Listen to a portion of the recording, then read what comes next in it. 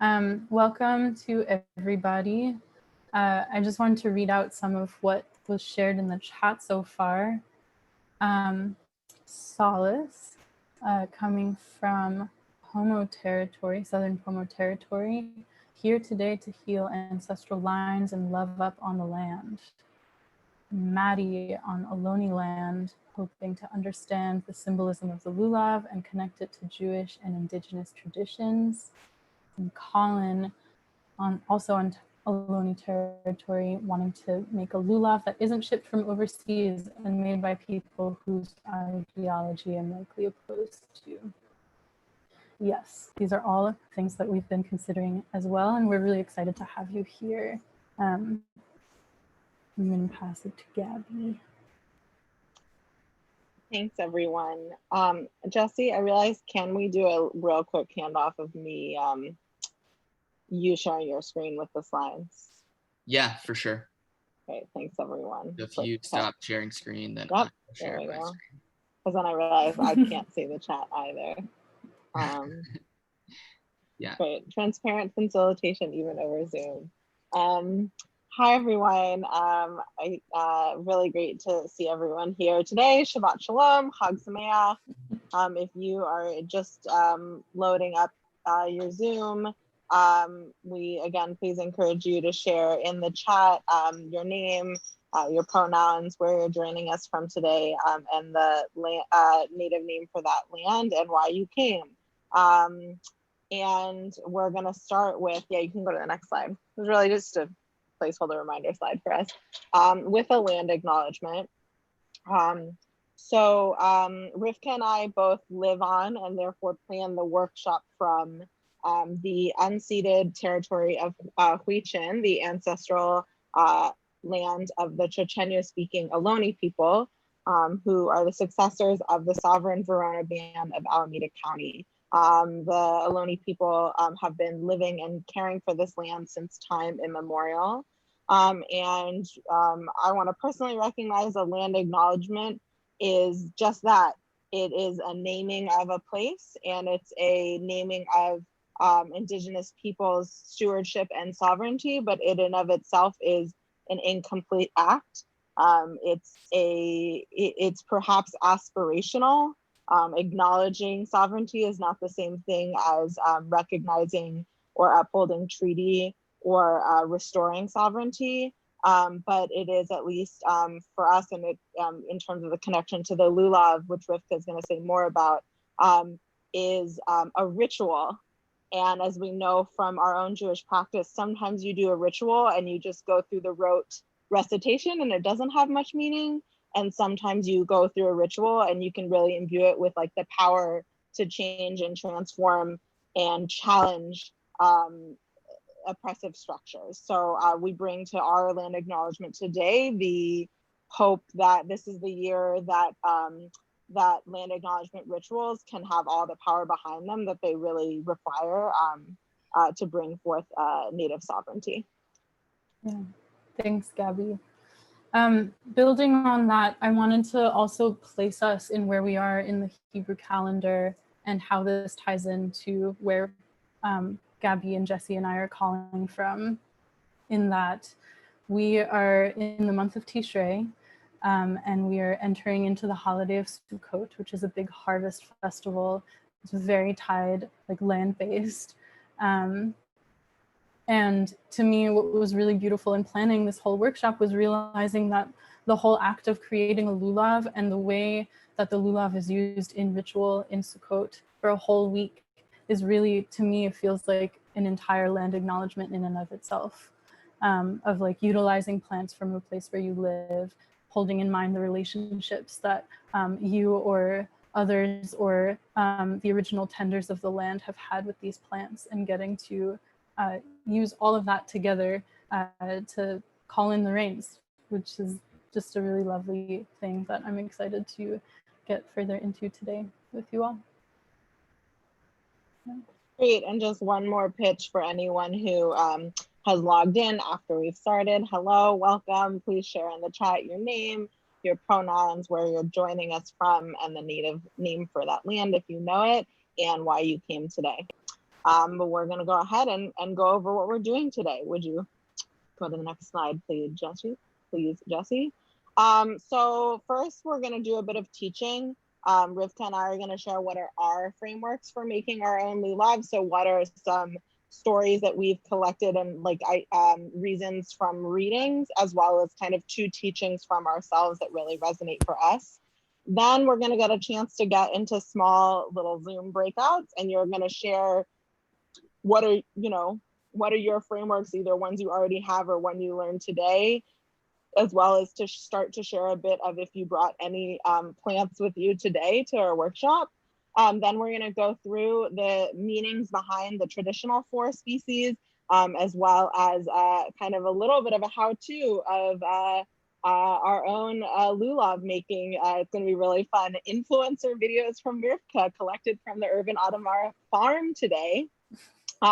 Then hopefully at the end, depending on what time it's at, we'll have some open discussion. It can be Q&A, it can just be what reflections you have.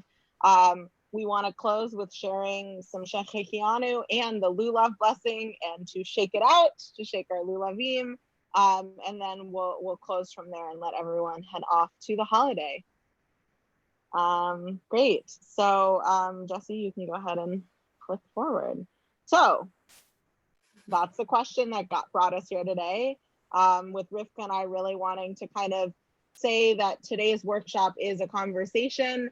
We're offering up thoughts and teachings that have resonated with us, but we didn't want to do like a recipe how-to guide that you had to follow as to what a local lulav meant. So that's the kind of spirit guiding our teachings at the beginning now. Go ahead, Jesse. Great. Oh, and you'll have to click as we go on this. Yes. Thank you. So some of you mentioned in the chat, there are environmental impacts to the traditional 4 species that are used in lulav, which is the palm, the etrog, the myrtle, and the willow. Many times the way this gets shared is by shipping it across the globe to wherever Jews may be and may be wanting to have their traditional set for the holiday. And that utilizes a lot of resources, both in some of the pesticides used for growing, like the perfect etrog, or the transportation costs by vehicle, plane, boat, etc. And it is kind of a lot considering how widespread diaspora is now. And yeah, the amount of extraction happening for fuel for getting these to us. Next, please.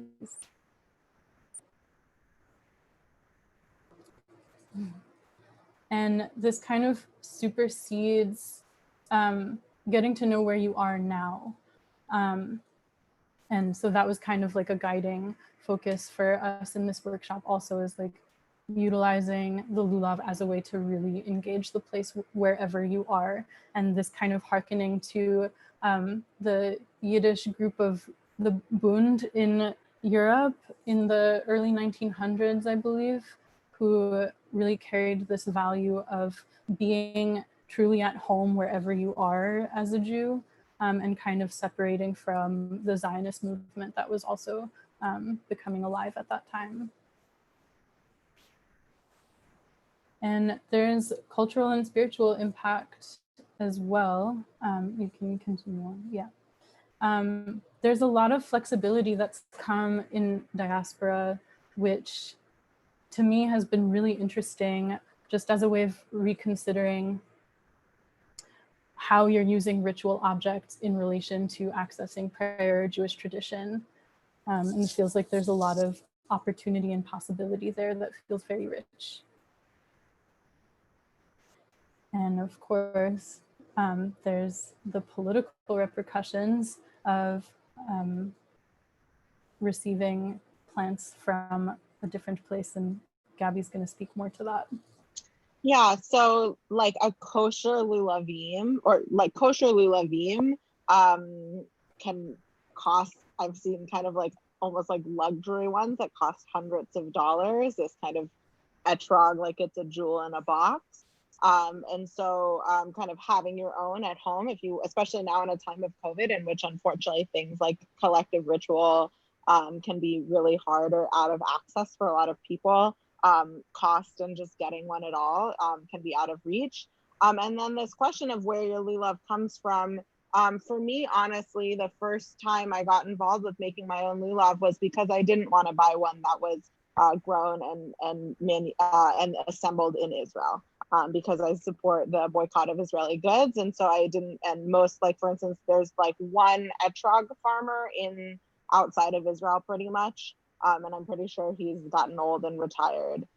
So I also, it didn't feel like politically, even if I could, for instance, follow BDS and not purchase an Israeli made lulav, I wasn't still, to replace that with, say, an etrog that was grown on the backs of like exploited farm worker labor in the US is not necessarily like any more ethically pure. So kind of wrestling with these questions of political solidarity and like, but not in a purity politics way, was something that mattered a lot to me when thinking about local lulav making. You can move to the next slide, Jesse. The flip side to the piece that Gabi was just talking about kind of landed for me in a class that I was taking earlier this summer with Getzel Davis. And we actually were looking at two different arguments for like the case for making a local lulav and the case for sticking with the traditional components. And we just outlined a lot of our considerations for making a local one. And something that was actually really helpful for me in understanding why it could be really important for people to still like have the traditional parts of a lulav and have them come from the land of Israel, Palestine, landed with a personal experience where I have had the opportunity to travel to my family land in Russia, in a tiny village, and I got to harvest medicine and wild strawberries from a meadow where my grandmother had grown up collecting all of these plants, and my great-grandmother and my great-great-grandmother, and I don't know beyond that, but I would guess a couple more generations. And I got to dry this out and bring it back home with me. And in thinking of this experience in relation to lulav making, I was like, yeah, having this blend of plants from that specific place has a very different meaning for me, rather than I can go harvest wild strawberries and chamomile and St. John's wort and fireweed in the mountains out here in California, but it would have a very different meaning for me. So that helped me understand the significance of having the traditional 4 species also come from the land of Israel, Palestine, with all of the other considerations in mind. So for me personally, I'm also just holding the tension and the kind of dichotomy happening there with both arguments, and wanted to share that with you all too. And can go to the next slide. And another thing from another class I was taking, which is fascinating, on Ashkenazi foodways through the YIVO Institute, was sharing stories of trade that was happening in diaspora as well. And this kind of, and I'm grateful for the conversation I had with Jesse earlier this week, that this isn't so new, of having trade happen over long distances. And in this document here, it's in Hebrew and it's kind of small and hard to see, but it's an order list of different foods and fruit and wine from British Mandate Palestine and this is from a place in Poland. And I think I need to move my screen a little bit. It says, oh, I was hoping it would say the year, but it was in the early 1900s or late 1800s that this was available. And also just noting that trade is also nothing new in this land and has happened with Native groups of people over vast distances and over a long period of time, and feels like a really rich opportunity of sharing and kind of like gaining both stories and cultural relevance and significance and value and richness by sharing. And wanted to share this document with you all. Yeah, so building off what Rivkah said, I've been thinking a lot about, again, not having like a very black and white understanding of like local is good, non-local is bad. I think particularly as living, I've, lived my whole life in the Bay Area, and yet I'm not, a native Californian, right? I'm a descendant of New York Jews who came from Warsaw, possibly ordered from that order form. And my dissertation research, funny enough, actually looks at the time of the British Mandate period and agricultural production, which was really, possible because of the systems of colonialism and capitalism that really kind of exploded at that time period. And yet I'm also a product of that. And so I've been kind of thinking about that through the Sukkot teaching of Ushpizin, which is Aramaic for like the seven exalted. Resonate with Sukkot or with the Lulav because of kind of the idea that it connects to like ancient harvest rituals and kind of shows like a pure like landed connection throughout time.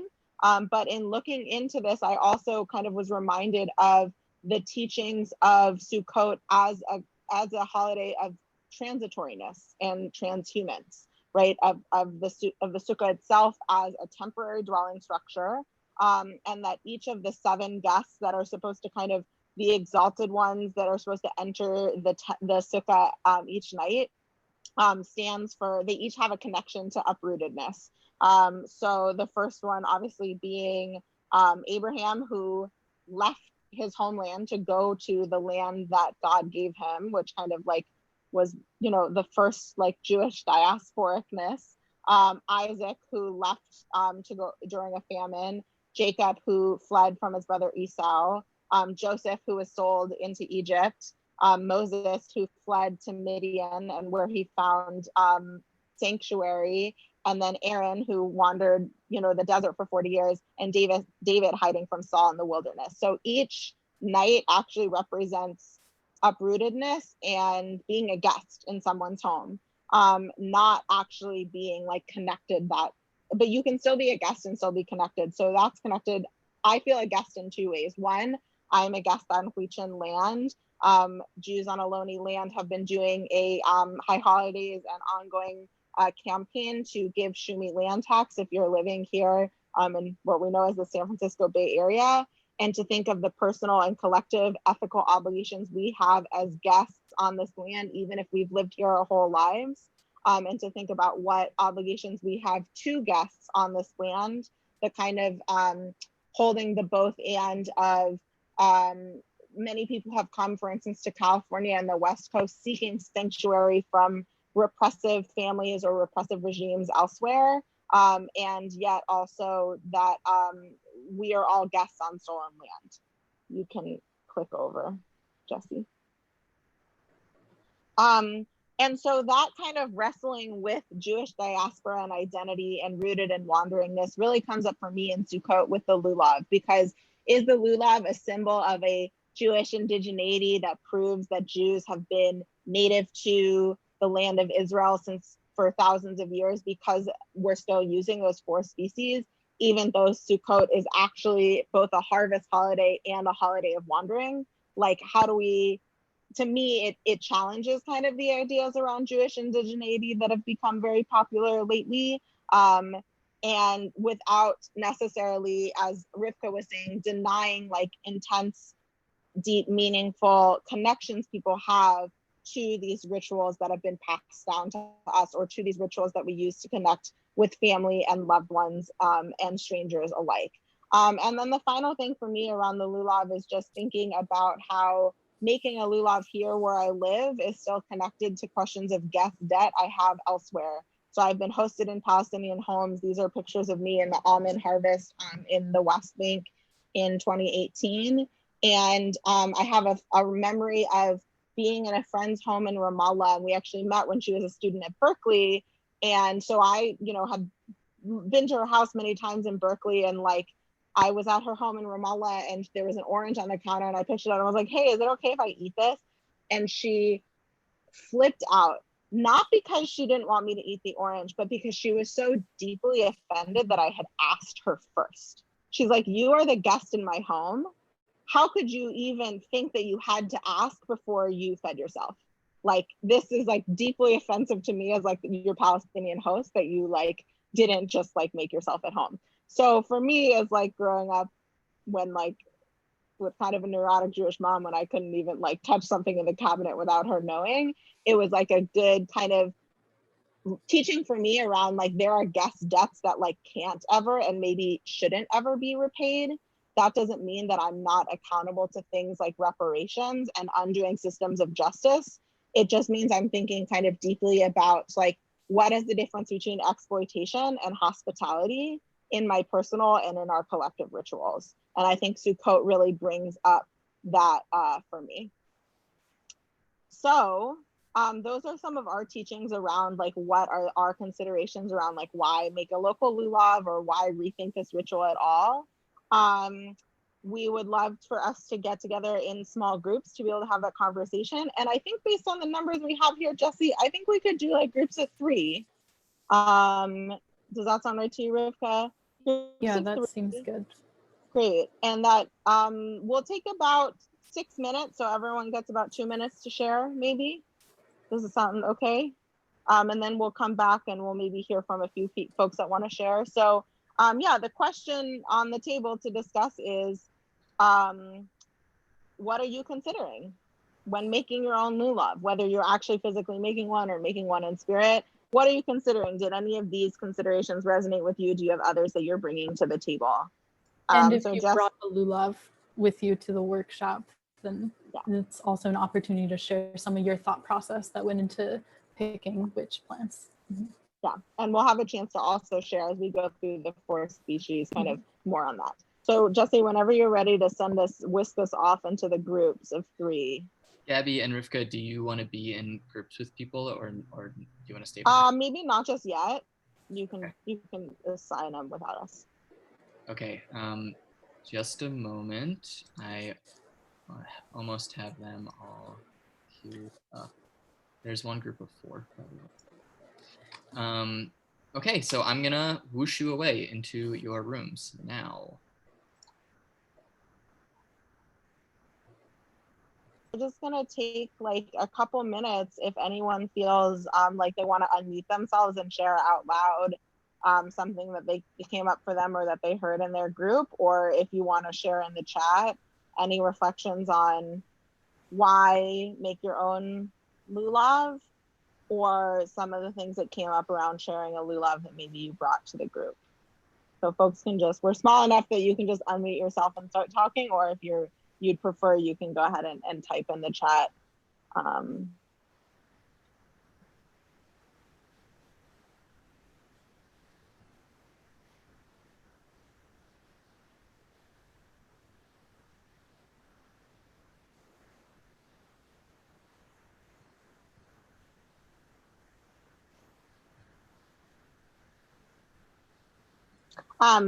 Colin, in my group, I really appreciated what you were just starting to, what you said around like the kind of myth of tradition versus traditionalizing. I really appreciated that. I can repeat it, or if you want to share it, you can share. Sure. Thanks for that. It's just drawing from like my studies of folklore. I think it's really easy to get attached to this idea of tradition as this thing that never changes. But the reality is like each generation is inventing their own tradition and like thinking about what does that mean for us now? What traditions, how are we traditionalizing the things that we practice?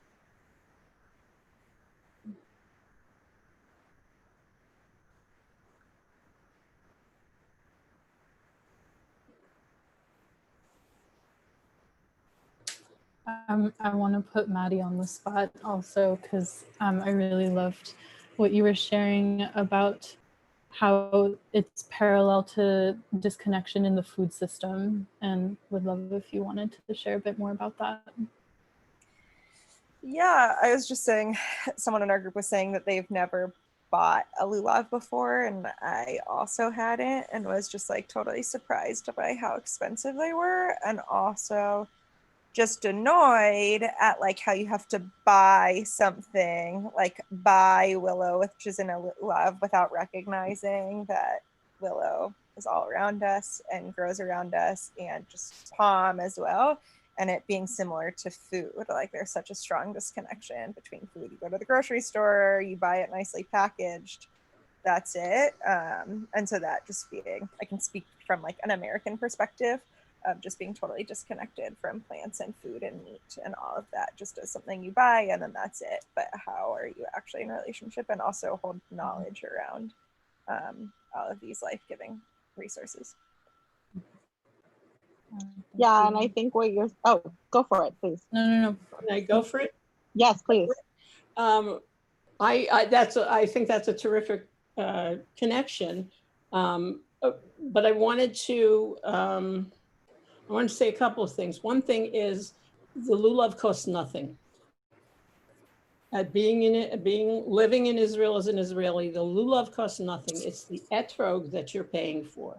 So for us to keep saying the lulav is really expensive is really a glitch. The other thing is that both of my partners in the group, with my group mates, were coming new to Sukkot. And I think it's really, really hard to comprehend a lot about this holiday without first reading about it, studying about it, learning about it. And that's probably because I'm a Reconstructionist Jew. But what I would like, but your question was provocative, and I would like the lulavs that I would make to be beautiful. I would like it to be capable of being symbolic. And I would like it to be a thriving, healthy plant, like an indigenous, perhaps, an indigenous plant. And when we make our own lulav, we're not, I mean, you're talking about it as the composite of the four species. Yeah. And that really, I don't know, it just irks me because the etro should be similarly beautiful, symbolic, and healthy, but it's a whole different meaning. Okay, thank you. Mm-hmm. Thank you for that. Yeah, that actually transitioned us really well into our second half, where we're about to go through those four species. So thank you for that. Yeah, it's one of those, it's a funny synecdoche, where lulav is actually just the palm. That is lulav. Can we get the slideshow back up? Thank you all for sharing. We'll be able to keep that conversation going hopefully at the end, because I think there's more to say, but I think this goes really well back into our teaching. You can go to the next slide. Oh yeah, whenever. Or you'll have to do a little click through. So these are not the exhaustive kind of characteristics or symbolism of each of the four species. These are what we've collected, and if you know more, please share in the chat. We are not your experts. We are simply the holders of this container. So kind of for each of the four species, there's the kind of what kind of plant it comes from. So for the lulav, it's like a strong, like physically strong, and it's kind of both economically and culturally significant. The senses is that like it doesn't have a smell, but it does have a taste because date palms do fruit. But the leaf itself or the frond itself doesn't. It's a very kind of upright spine-like thing. And then the kind of relationship to water, which is that it does need a lot of water, but it actually prefers it thrives well in dry habitat. And kind of when you're thinking about it aesthetically, that it should be the longest part. So if you can click again. So kind of thinking about these components, if you'd like to share in the chat, what are some things you might use for the lulav, as in that one species. Please share in the chat what you might use as that symbol, and or if you have other teaching as to what the lulav means, and what the palm frond means, please do share it in the chat. And you'll be able to share in the chat while we're watching a video of Rivkah harvesting the lulav at Urban Adamah. And after each of these slides, we're going to be able to see Rivkah just literally did this a few hours ago. So this is as close to live as we can get with the fact that it's smoky and we didn't want them out there. So go ahead and press play and people can share in the chat while you're watching.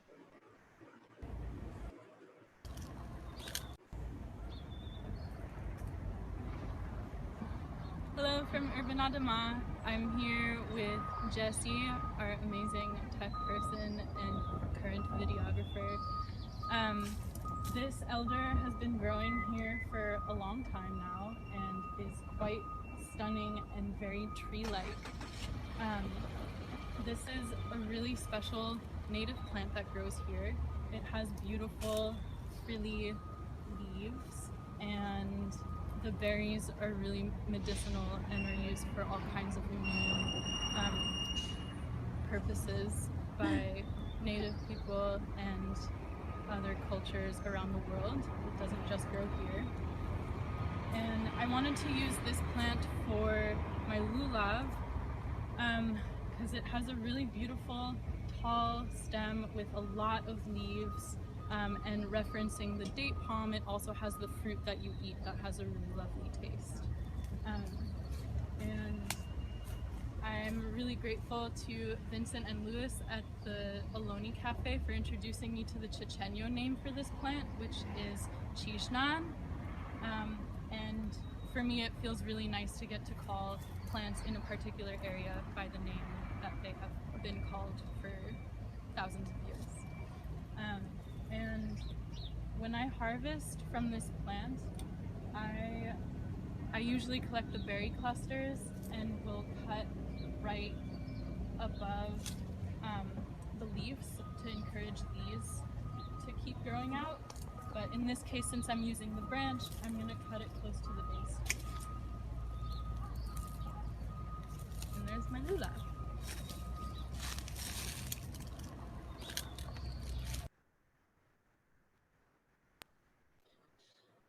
That was lovely. I'll just say there was a lot of construction happening at Urban Adamah, so there's a very good chance that each of the videos is going to have like trucks backing up and other beeps and bops and things happening. So apologies in advance for that. Someone has asked in the chat, what does the fruit of an elder taste like? The berries are ones that you don't really want to eat a lot of raw. But when you cook them, people traditionally have been making them as a really delicious cough syrup. It has a very tart taste to it, and it's very kind of bright, and it stains things a lot and has a really beautiful color, and all around is really nice to work with. But people also will add other like immune supporting things into their syrup. So there's a lot of that present in what you would use it for often. Yeah. Amazing. Thanks for asking that. And I love this comparison here of like a person quality that, sorry, your Zoom name is Tao Rose, but I believe your name is Barbara. That the lulav is compared to a kind of person with regard to two things of good deeds and Torah learning. Interesting. I'm hoping you have these for each of the 4 species. So great. So we're going to go into the Arava. Not actually, I'm not in the place to be able to go to the Arava in the Southern Negev, but so the willow, which a lot of us talked about, and willow is such a beautiful family of plants because actually a lot of us do have willows almost everywhere in the world. We have some beautiful ones here. And so they're very flexible, right? Like the tree itself really kind of bends with the wind. They're kind of a neutral in terms of the senses. They don't really smell like much. People might want to fight me on the taste like thing, because if you've chewed on willow bark, but like the plant itself doesn't really have taste. The body part is kind of like the full lips of the leaves, and that it is really like, it is a riparian, it is a river plant. It really just goes right along the water. And if you think about the kind of traditional shape of your bouquet, you've got two branches you want to be able to harvest that are shorter than the eyes, which we'll get to next, than the myrtle. So these are kind of the shortest branches that you'll have. You can go ahead and share in the chat what you might use for the Arava, and we're gonna watch Rivkah do some harvesting as well.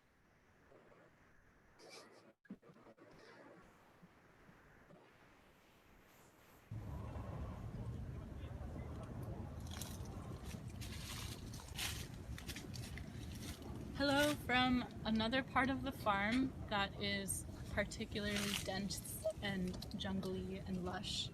I'm here in the swale zone with a willow. This is a traditional part of a lulav, and there are so many species that grow all around the world, often in riparian zones or ones that grow next to water. And I wanted to keep willow mostly for its cultural significance to the native peoples of this place, for use in basketry. Also, the leaves have a very astringent property and can be used for all sorts of internal and external conditions. When harvesting willow, I would normally cut it at the base. That encourages really straight and vigorous growth. And I don't need so much of it today, but if I was still building my sukkah, I might harvest the whole thing, take what I need for my lulav, and then throw the rest on top. But for now, I'm just going to take some of these branches in gratitude, and I'm going to stick with the 2 fronds for my lulav. And I'll make them a little shorter for my set with the elder, but otherwise I've got my 2 little willows. Thank you, Rivkah, so much. So please, again, share in the chat. We've got people are sharing wonderful extra teachings about these. We'll go through all of the 4 species, and then maybe we'll share out some of the teachings all at the end that people are sharing. But Barbara's sharing more about what people this is. Jason has shared a bit about the kind of the vav, the like the I don't remember the term, but letter symbolism of each plant. So we can go ahead and go to the next one. So yeah, hadass, the myrtle, is a very kind of like lush, very leafy tree. I believe deciduous. Yeah, it drops its leaves. I have to look that up. Nah. It smells really nice, but it's supposed to be taste neutral. So the kind of like that on the senses, the kind of eye shaped, the kind of all seeing eye. And it's a water, it's not like it grows in moist areas, but not right on the water, but it's also kind of grows in mountains and hills. So the specifications, if you're, it's going to be shorter than your main spine. And if you can, something that has 3 clusters of leaves. So please feel free to share in the chat what you might use for the myrtle, for hadass, and we're going to watch Rivkah harvest hadass. I'll also just say I'm very medicinally leaning, as you may have noticed. Sorry, keep going, Jesse. Hello from another part of the farm. This is by far the tallest, most amazing mugwort I've ever seen. I don't know what they do to it here. Mugwort is a really amazing native plant. I assume many of you are familiar with it. It grows on the East Coast and in Europe as well, slightly different species. But across the board, mugwort has a really amazing fragrance, which is why I wanted to pick it in place of my myrtle. And they say that myrtle has no taste as a quality to it in the lulav, but I think really what they meant was that it was bitter, and so are mugwort leaves. And the bitterness in both plants implies a medicinal property, and it's quite an intense tea, but really great for digestion, among other things. When harvesting mugwort, I don't worry much about where I'm cutting or what kind of growth I'm encouraging, because it's so vigorous and will just grow a lot regardless of how you harvest it. So I'm going to pick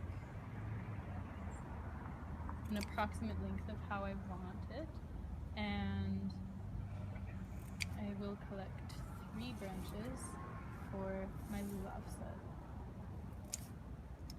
And this is also a really great plant for drying out, and I think after Sukkot I will use this as a little dream blend in my pillow.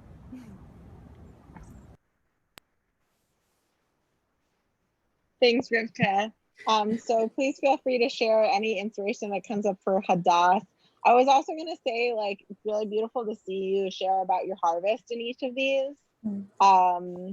And we didn't want to give like a hard and fast, this is how to harvest your lulav, because it is so specific. So I just, maybe we'll watch the last one, and then Rivkah, I would love if you want to share just a little bit about your approach to harvest, even though there can't be one simple, this one easy trick. Yeah, thanks for that invitation. I'd be happy to share when we go through the final video. Great. So the fourth species is the etrog. You know, it's funny. I'm like, it is called citron, but like, who calls it that? No one translated it. It's an etrog because it's a specific type of citron. Really, it is. This was a fun thing that I learned about, is that we think of it as a beautiful fruit, hadar, but there's a rabbinic teaching that's like they kind of argue over it. Is it that it's actually the mountain fruit, hahar, or the fruit that really needs like a lot of water and irrigation, hidor? And so it's kind of all of them. So it's a beautiful fruit, and it should be beautiful, as Barbara was saying. And it can also embody those other characteristics. It's got a smell and a taste. It really is the heart of your bouquet, of your bundle. And it is a cultivated fruit. Like, it's not like wildness is kind of a construct. Like, all these plants actually are cultivated, for instance, in California, have been cultivated by indigenous people since time immemorial.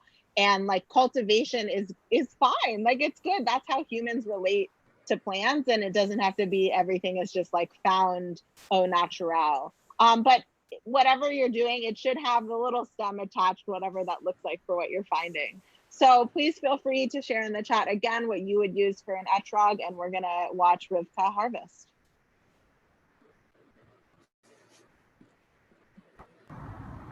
Unfortunately, I don't have Jessie here for this one. I'm in the Berkeley Hills now with this beautiful rose hedge, and I was thinking I wanted to harvest rose with both flowers and hips on it in place of my etrog, mostly because etrog is associated with the heart, and roses and rose hips are a really amazing heart medicine, and they have both a fragrance and a lovely taste. And in Berkeley right now it's quite smoky, so the sky is gray and overcast, and the sun is a slightly scary color. And with roses, I typically will want to harvest them just at a node where there's another branch happening. Another reason I wanted to harvest rose is that there's a lot of native species of wild roses, and the Chochenyo name for them, which I also learned from Vincent and Lewis, is Muwekma, which I think is a very sweet name. And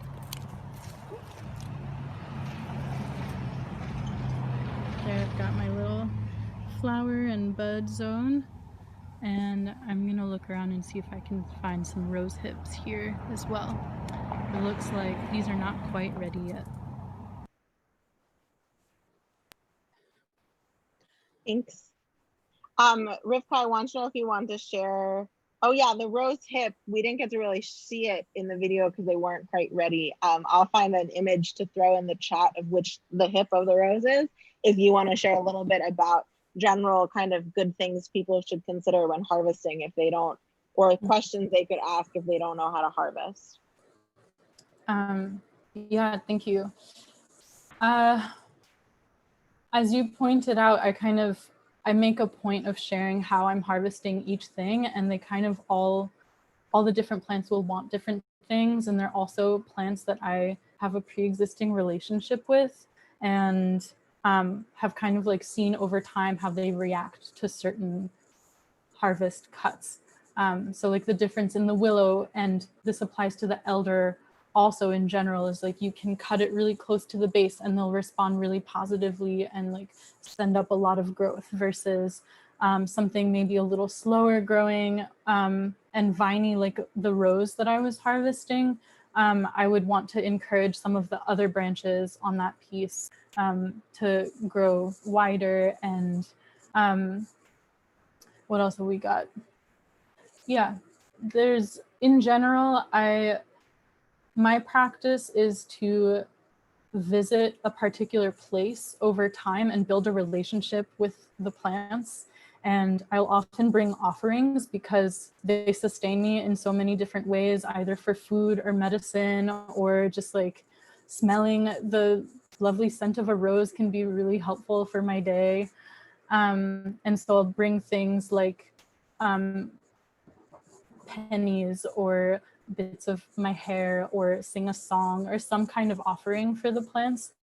That, yeah, I feel like that relationship building is a really sweet opportunity, which comes with a practice of making your own lulav, for example.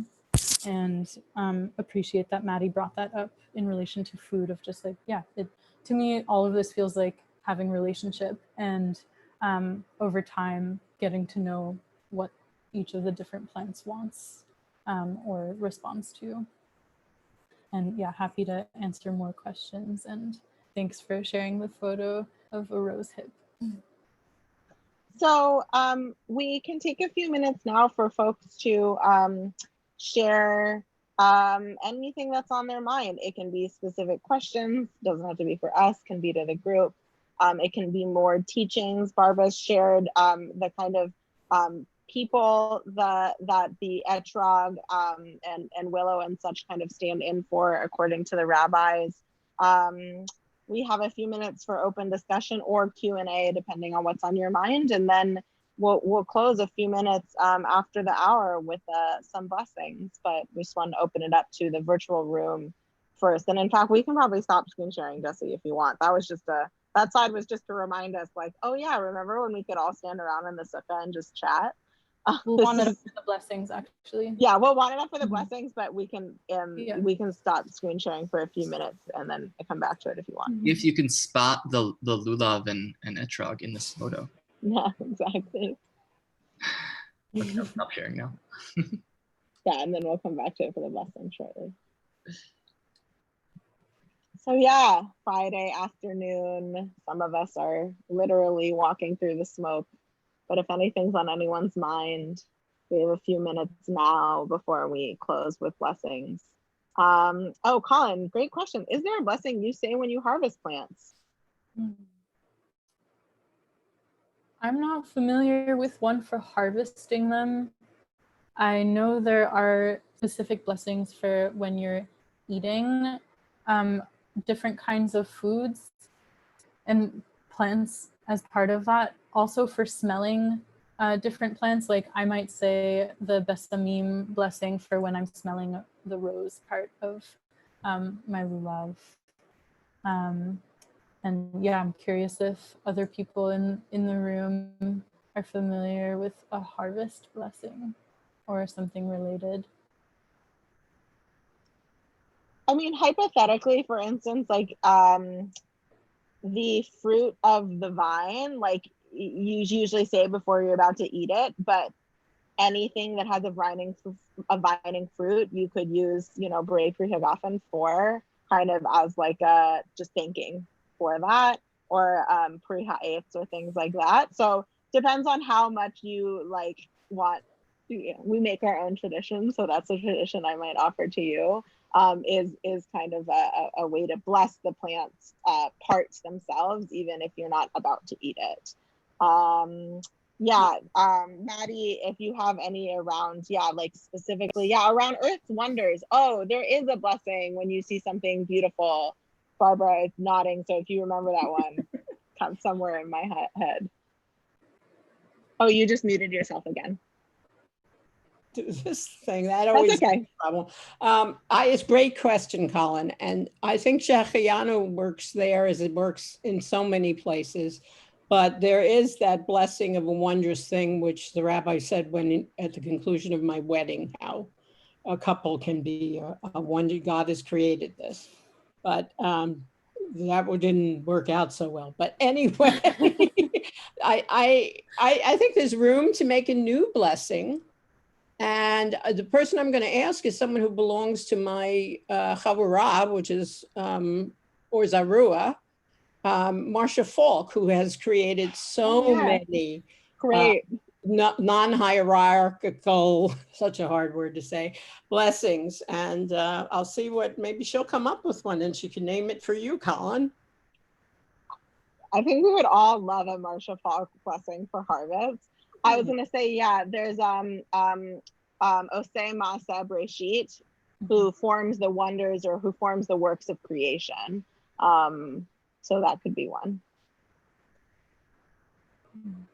Other thoughts or questions on folks' minds? The other thing I'd caution is not using Pri Hagafen too much, because that is really specific for, over the years, that is really specific for grapes and wine, and even raisins have a different blessing. So if you're going to do eights, I think is better Pri ha'etz from the tree. Most of the fruits we eat come from trees. Yeah, or Pri Adamah is actually probably a more. That's possible too. Yeah, Pri Adamah is probably a better multi-purpose one than Hagafen. Anything else on folks' mind? I wanted to throw something out there that we were starting to talk about in our small group as like the thing that I would love to leave folks with, whether you find it meaningful or provocative or useless. When we were talking kind of about those questions of debt, I think that in the society we live in, which regardless of where you are in the world, we live in a capitalist world.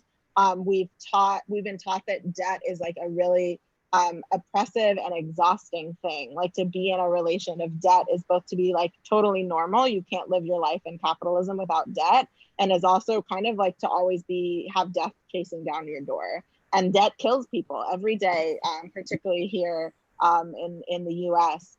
And I also think I've learned a lot on the under capitalism, the only social relations we have are ones that are really toxic, and that debt, including in our own Jewish teachings and histories, were relations of care. Like to be in debt to you is to be accountable to you and to know that I'm going to take care of you the way that you took care of me, kind of thing. And I think a lot about, not this time of year, but like, for instance, the story of Ruth as like a really beautiful Jewish debt story that isn't one that is oppressive or toxic, but is really like reciprocal and caring. And so I think that like the ritual of the Lulav can think about like, how can we relate to land not as property or not as transaction? What can these plants like give to us that it owes to us?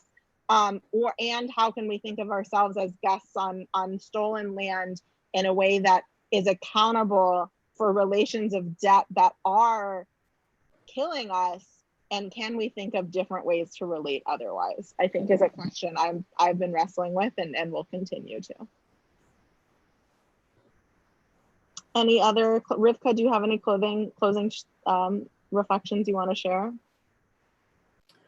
I'm just having a couple more things come up about harvest practices, if that's okay with folks.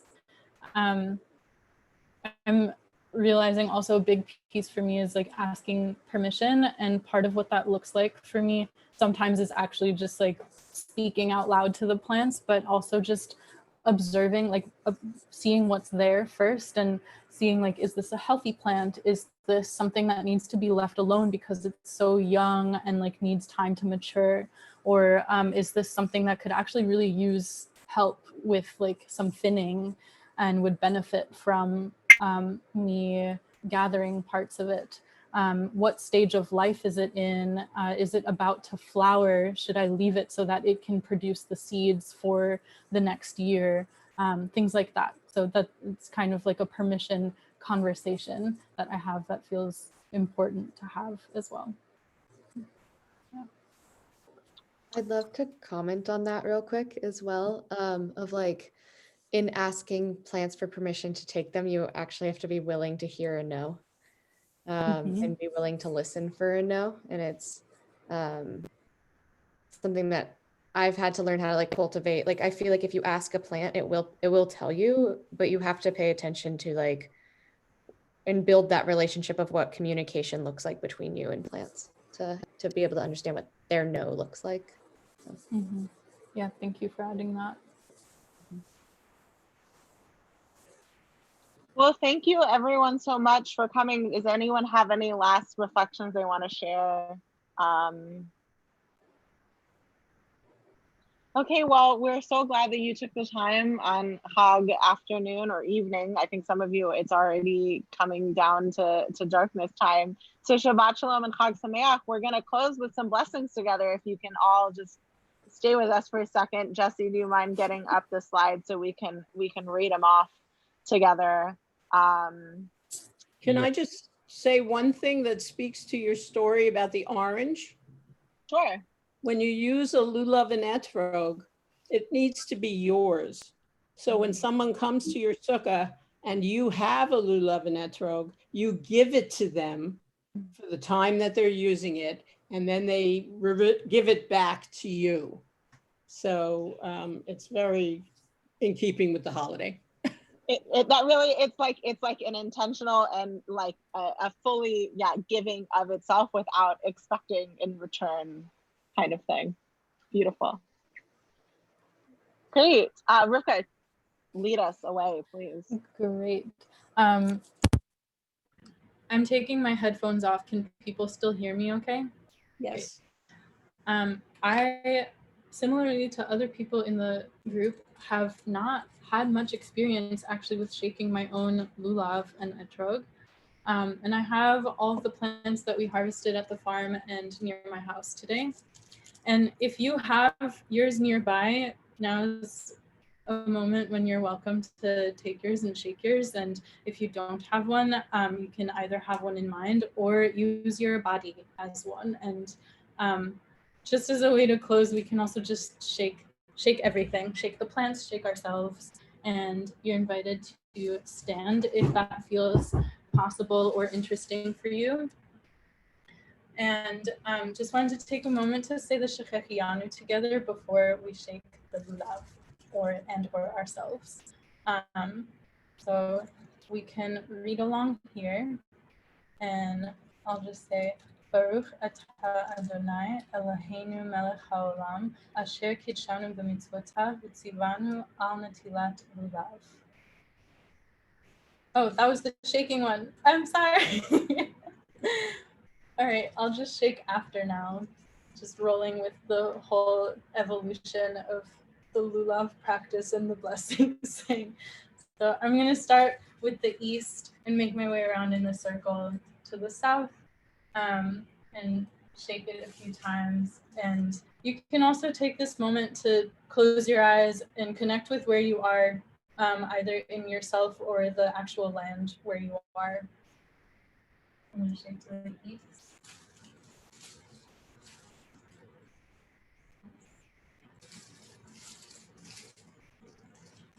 West, and up, and down, and into myself as well.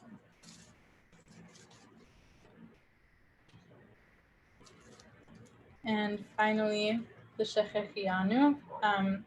Thankful for Spirit for bringing us all to this exact moment in time. Baruch atah Adonai Eloheinu melech haolam shechechianu v'kiyamanu v'higianu lezman hazeh. Well, Chag Sameach, Shabbat Shalom, everyone. We're gonna throw up one last slide, which is like some of the resources that guided us in building today's workshop. We are also really happy to send this slide out. I know it's like, how can you like copy down these URLs? But we will send out this slide in particular for you to have as a resource afterwards. We really appreciate folks being present today. Thank you all so much.